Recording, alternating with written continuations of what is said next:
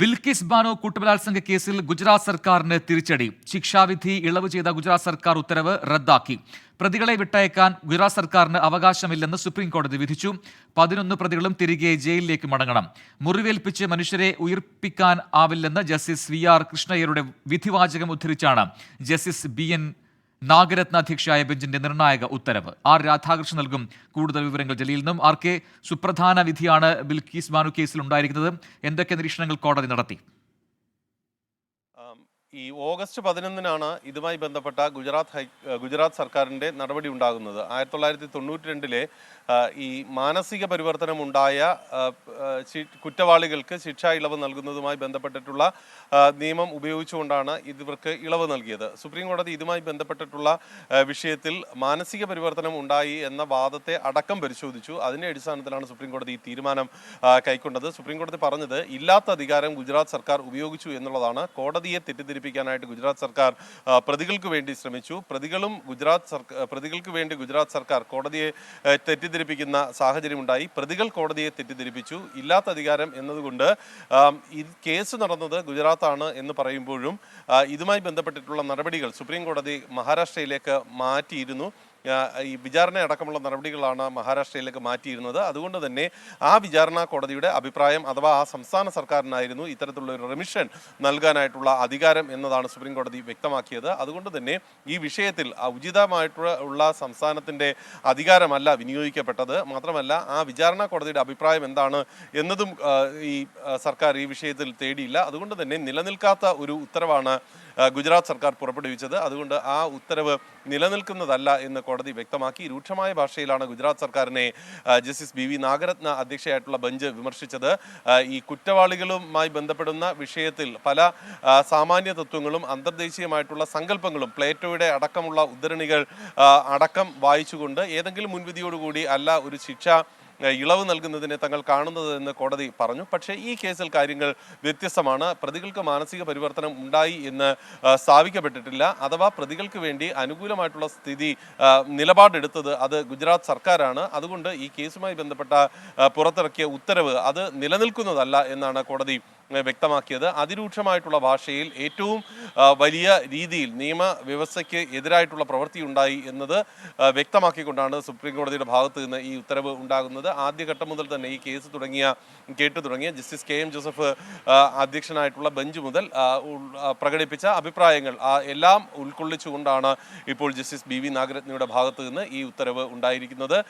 ഈ പ്രതികൾക്ക് 2 ആഴ്ചയ്ക്കുള്ളിൽ ഹാജരാകാനാണ്, അവരുടെ ജയിലിൽ ഹാജരാകാനാണ് ഇപ്പോൾ കോടതി നിർദ്ദേശം നൽകിയിരിക്കുന്നത്. ഈ പ്രതികളെ വിട്ടയക്കാൻ ഗുജറാത്ത് സർക്കാരിന് അധികാരമില്ല എന്ന് കോടതി പറയുന്നുണ്ട് ഈ വിധി പ്രഖ്യാപനത്തിൽ. അതേസമയം തന്നെ മറ്റൊരു കാര്യം കൂടി പറയുന്നു, ഇത് നടന്നത് മഹാരാഷ്ട്രയിലാണ്, അവിടുത്തെ സർക്കാരിന് അങ്ങനെ അധികാരമുണ്ട് എന്നൊരു വ്യംഗ്യമായി അങ്ങനെ സൂചിപ്പിക്കുന്നുണ്ടോ? അങ്ങനെയാണോ മനസ്സിലാക്കേണ്ടത്? ഈ സംഭവം നടന്നത് ഗുജറാത്തിലാണ്. എന്നാൽ ഇതുമായി ബന്ധപ്പെട്ടിട്ടുള്ള നടപടികൾ അന്ന് വലിയ രീതിയിലുള്ള പരാതി ഉയർന്നിരുന്നു പ്രജിൻ. ഈ പരാതികളിൽ ഏറ്റവും പ്രധാനപ്പെട്ടത് ഈ 2002-ലാണ് സംഭവം ഉണ്ടാകുന്നത്. അതിനെ തുടർന്ന് നീതി ലഭിക്കാനായിട്ടുള്ള സാഹചര്യം ഗുജറാത്തിൽ വിചാരണ നടത്തിയാൽ ഉണ്ടാകില്ല.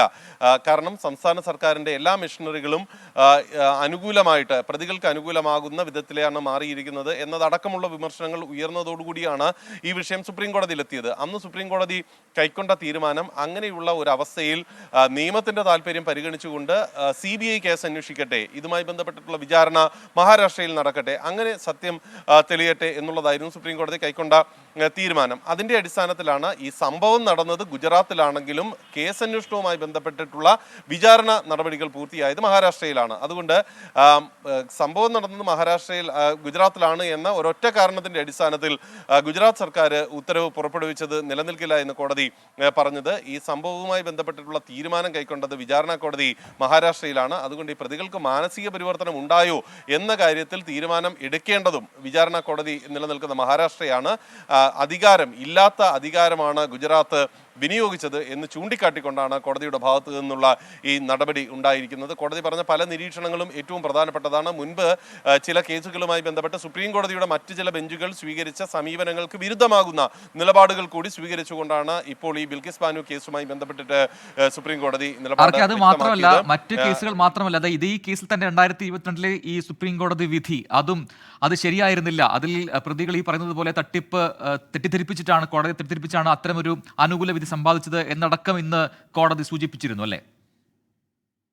തീർച്ചയായിട്ടുമാണ്. ഇത് ഹൈക്കോടതിയെയും സുപ്രീം കോടതിയെ അടക്കമുള്ള കോടതികളെയും തെറ്റിദ്ധരിപ്പിക്കാനായിട്ട് പ്രതികൾക്ക് സാധിച്ചു എന്ന് കോടതി നിരീക്ഷിക്കുന്നുണ്ട്. അത് ഭരണകൂടത്തിന്റെ പിന്തുണയോടുകൂടിയാണ് ഈ വിധത്തിലുള്ള തെറ്റിദ്ധരിപ്പിക്കൽ ഉണ്ടായത് എന്നതുൾപ്പെടെയുള്ള അതിരൂക്ഷമായിട്ടുള്ള വിമർശനങ്ങളാണ് കോടതി ഇതിൽ കാണിച്ചിട്ടുള്ളത്. മാത്രമല്ല, ഒരു പ്രതിയാണ് ഇതിൽ റെമിഷന് വേണ്ടിയിട്ടുള്ള അപേക്ഷ നൽകിയിട്ടുള്ളത്. അങ്ങനെ റെമിഷന് വേണ്ടി ഒരു പ്രതി അപേക്ഷ നൽകുമ്പോൾ ആ പ്രതിയുടെ അപേക്ഷ പരിഗണിച്ച് തീരുമാനം കൈക്കൊള്ളുക എന്ന സാമാന്യ തത്വത്തിന് വിരുദ്ധമായിട്ട് ഒറ്റ പ്രതിയുടെ അപേക്ഷയിൽ 11 പേർക്കും ഇളവ് നൽകുന്ന ഏറ്റവും അസാധാരണമായിട്ടുള്ള ഇടപെടൽ കൂടി ഉണ്ടായി എന്ന് സുപ്രീം കോടതി പറയുകയും ചെയ്തു. അതുകൊണ്ട് പ്രതികൾക്ക് അനുകൂലമായിട്ടുള്ള നിലപാട് സ്വീകരിക്കുന്നതിൽ ഗുജറാത്ത് സർക്കാരിന് എന്തൊക്കെയോ താല്പര്യങ്ങൾ ഉണ്ടായിരുന്നു എന്നതുകൂടി വ്യക്തമാക്കുന്നതാണ് സുപ്രീം കോടതിയുടെ ഭാഗത്തു നിന്നുള്ള ഇന്നത്തെ ഉത്തരവ്. ഈ ഉത്തരവിൻ്റെ പല ഘട്ടങ്ങളിലായിട്ട് കോടതി വിവരിക്കുന്ന കാര്യങ്ങളിൽ ഏറ്റവും പ്രധാനപ്പെട്ടത് ഇരയ്ക്ക് ഉണ്ടാകുന്ന മാനസികമായിട്ടുള്ള ബുദ്ധിമുട്ടുകളാണ്. പ്രതിക്ക് മാനസിക പരിവർത്തനം ഉണ്ടായാൽ അയാളെ മോചിപ്പിക്കാം. അതുമായി ബന്ധപ്പെട്ടിട്ടുള്ള കാഴ്ചപ്പാടുകളിൽ ഒന്നും മുൻവിധിയോടുകൂടി കോടതി ഇടപെടുന്നില്ല. അത് പ്ലേറ്റോയുടെ ഉദ്ധരണി അടക്കം ഉദ്ധരിച്ചുകൊണ്ടാണ് കോടതി വ്യക്തമാക്കുന്നത്. ശിക്ഷ എന്നുള്ളത് ഒരു മരുന്നാണ് എന്നതടക്കമുള്ള കാര്യങ്ങൾ കോടതി പറയുന്നു. പക്ഷേ ആ ഘട്ടത്തിലും ഉചിതമായിട്ടുള്ള നടപടിക്രമങ്ങളിലൂടെ അല്ല ഈ പ്രതികളെ വിട്ടയച്ചതെങ്കിൽ അതിന് കാരണം ആയിട്ടുള്ള അല്ലെങ്കിൽ ഈ ബുദ്ധിമുട്ട് അനുഭവിക്കേണ്ടി വന്ന ഇരയ്ക്ക് ഉണ്ടാകുന്ന മാനസിക വെല്ലുവിളികൾ, അവർക്ക് അവരുടെ കുടുംബത്തിനുണ്ടാകുന്ന പ്രശ്നങ്ങൾ ഒക്കെയുള്ള കാര്യങ്ങൾ പരിഗണിക്കേണ്ടതായി ഉണ്ട് എന്ന് കോടതി വ്യക്തമാക്കി. ഇതിൻ്റെ അടിസ്ഥാനത്തിലാണ് ഈ കേസിൽ ഗുജറാത്ത് സർക്കാർ പുറപ്പെടുവിച്ച ഓഗസ്റ്റ് 11 ഈ പ്രതികൾക്ക് പുറത്തിറങ്ങാൻ, അവർക്ക് സ്വതന്ത്രരായി പുറത്തിറങ്ങാൻ സാധിച്ച ഉത്തരവ് ക്വാഷ് ചെയ്തുകൊണ്ട് കോടതിയുടെ ഭാഗത്തു നിന്ന് ഇടപെടൽ ഉണ്ടായിരിക്കുന്നത്. ഈ കേസിൽ ഗുജറാത്ത് സർക്കാരിന്റെ വാദം, നേരത്തെ സുപ്രീം കോടതി ഗുജറാത്ത് സർക്കാരിനോട് വിശദീകരണം തേടിയിരുന്നു. എന്തുകൊണ്ടാണ് ഇങ്ങനെ ശിക്ഷാ ഇളവ് നൽകിയത് എന്നൊരു ചോദ്യം, അതിൽ വിശദീകരണം തേടിയതുമാണ്. അതിൽ ഈ പ്രധാനമായും പറഞ്ഞത് തങ്ങളുടെ സർക്കാരിന് അതിന് അധികാരമുണ്ട് എന്ന് പറയുന്നു. ഒപ്പം അനുബന്ധമായി മറ്റെന്തൊക്കെ കാര്യങ്ങൾ സംസ്ഥാന സർക്കാർ, ഗുജറാത്ത് സർക്കാർ സൂചിപ്പിച്ചു ഇന്ന് കോടതിയിൽ, അത് എങ്ങനെയാണ് കോടതി ഖണ്ഡിച്ചത്? ഗുജറാത്ത് സർക്കാർ സമർപ്പിച്ച സത്യവാങ്മൂലം വളരെ തന്ത്രപരമായിട്ടുള്ള ഒന്നായിരുന്നു എന്ന് നമുക്ക് ഈ ഘട്ടത്തിൽ പറയേണ്ടി വരും. കാരണം പ്രത്യേകിച്ച് സുപ്രീം കോടതിയുടെ നിരീക്ഷണങ്ങൾ കൂടി വന്നതുകൊണ്ട് നമുക്ക് ആ രീതിയിൽ അഭിപ്രായപ്പെടാവുന്നതേ ഉള്ളൂ. ഗുജറാത്ത് സർക്കാർ ഏറ്റവും പ്രധാനമായും ചൂണ്ടിക്കാട്ടിയിരുന്നത് പ്രതികൾക്ക് മാനസിക പരിവർത്തനം ഉണ്ടായി എന്നുള്ളതാണ്.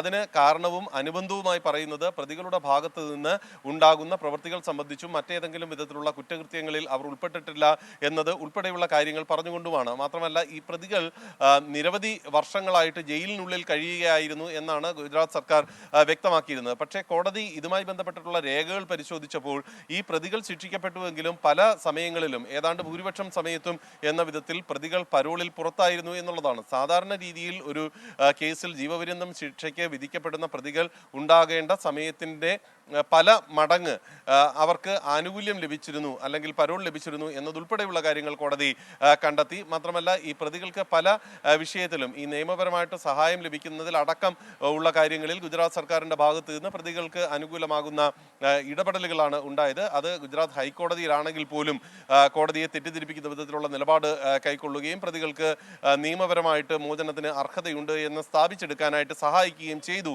എന്നത് ഉൾപ്പെടെയുള്ള വിമർശനങ്ങളാണ് സുപ്രീം കോടതിയുടെ ഭാഗത്ത് നിന്ന് വന്നത്. ഇത് കേവലം ഏതെങ്കിലും വിഷയത്തിൽ കോടതിയുടെ ഭാഗത്ത് നിന്ന് ഉണ്ടായ ഒരു കണ്ടെത്തലല്ല, മറിച്ച് രേഖകളുടെ അടിസ്ഥാനത്തിൽ കോടതി ചൂണ്ടിക്കാട്ടിയിട്ടുള്ള വിഷയങ്ങളാണ്. ഒപ്പം ഈ സാമൂഹ്യ പ്രവർത്തകരായിട്ടുള്ളവർക്ക് ഇത്തരത്തിലുള്ള കേസുകളിൽ ഇടപെടാനുള്ള പരിധിയെ സംബന്ധിച്ച് കേന്ദ്ര സർക്കാർ ഉന്നയിച്ച ആക്ഷേപങ്ങൾ, ആ ആക്ഷേപത്തിലും ഇന്ന് സുപ്രീം കോടതിയുടെ ഭാഗത്ത് നിന്ന് അത്തരത്തിൽ ഉള്ള ഏതെങ്കിലും വിധത്തിലുള്ള ഒരു വിലക്ക് ഇങ്ങനെയുള്ള കേസുകളിൽ കൽപ്പിക്കാൻ സാധിക്കില്ല എന്ന സുപ്രധാനമായിട്ടുള്ള ഒരു തീരുമാനം കൂടി ഇന്ന് കോടതിയുടെ ഭാഗത്ത് നിന്ന് ഉണ്ടായി. പ്രജിൻ. ശരി, ആർ രാധാകൃഷ്ണനാണ് ഡൽഹിയിൽ നിന്ന് വിശദാംശങ്ങൾ നൽകിയത്. ബിൽക്കിസ് ബാനു കേസിലാണ് സുപ്രധാനമായ വിധി സുപ്രീം കോടതിയുടെ ഭാഗത്തു നിന്നും ഇന്നുണ്ടായത്.